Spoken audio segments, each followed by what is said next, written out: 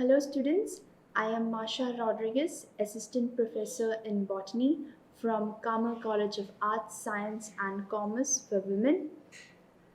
I will be teaching you today module number 11, that is Maintenance of Cultures and Subcultures. This module is under Unit 2, Plant Tissue Culture Technique. In this module, you will learn about maintenance of cultures and subculture. The learning outcomes of this module are describes the maintenance of cultures, explains the importance of subculture. These are the different steps in plant tissue culture techniques which you have learned in the previous modules. The first three steps, that is preparation of culture media, preparation of explants for in vitro culture, and establishment and incubation of cultures, have been taught in the previous modules. This module, you will learn about the maintenance of cultures and subculture, which is the last step in plant tissue culture technique. In the previous module, we learned about the different ideal conditions that are required for incubation of cultures, such as the temperature, the photoperiod, and the relative humidity. We also learned about the setup of the culture room and the various events that take place during incubation of cultures. Now, these cultures, as mentioned in the previous module, they are kept in the culture room. Now, it is very necessary that these cultures have to be maintained.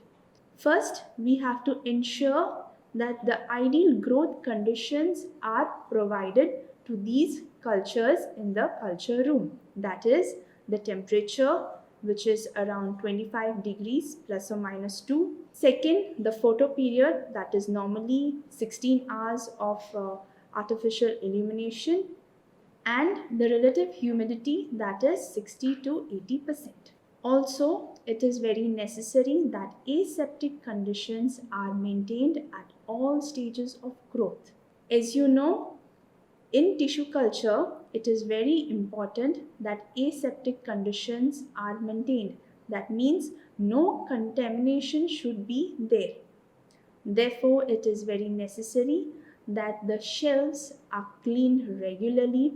If there is any dust particles that have settled down on the shelves, it has to be cleaned. And the cultures have to be checked regularly for any contamination. If there are any microorganisms growing there, if there is any fungus that is growing on the explant that is inoculated. Another important point here is that whenever you enter into the culture room, you have to wear a very clean lab coat.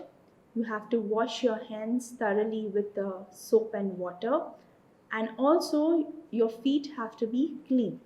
Now, as the cultures are incubated in the culture room, prolonged incubation of cultures will lead to depletion of nutrients. So, as the cultures are growing, all the nutrients that are there in the nutrient medium will be absorbed by the growing culture. But at one point, all the nutrients that are there in the nutrient medium will be utilized, and hence there will be depletion of nutrients in that culture. Also, there will be accumulation of toxic products of metabolism, which will lead to accumulation of waste metabolites. And then finally, there will be drying up of the media. Therefore, the callus that is growing on the nutrient media needs to be subcultured. Subculture is done at regular intervals so that the adequate nutrition is provided to the growing culture. Also, subculture increases the amount of callus. This is how subculture is done. The callus tissue is taken and it is aseptically cut into smaller pieces. Now this is done in the laminar airflow cabinet. Next, once this callus tissue is cut into smaller pieces, each of this small piece is inoculated on fresh nutrient media. In this slide, you can see the callus tissue. This callus tissue is slightly brown in color, and this is the primary callus. So the callus here in this image is the primary callus, which is aseptically cut into smaller pieces, and each piece is then inoculated on fresh nutrient media, and this is the newly grown callus or the fresh callus. You can see the difference in the color of the callus. The primary callus is the older callus, which is a little brownish in color, and this primary callus is then cut into smaller pieces and inoculated on a fresh nutrient medium. And what you see in this image here is the freshly grown callus. This callus again can be subcultured. Callus tissue is used for various reasons. One, it is used for regeneration of plantlets. Second, it is also used for organogenesis.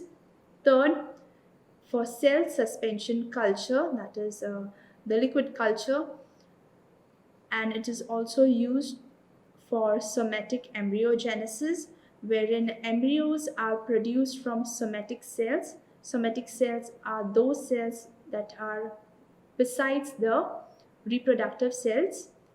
Also, callus tissue is used for production of secondary metabolites. In this slide, you will learn what will happen if there is failure to subculture.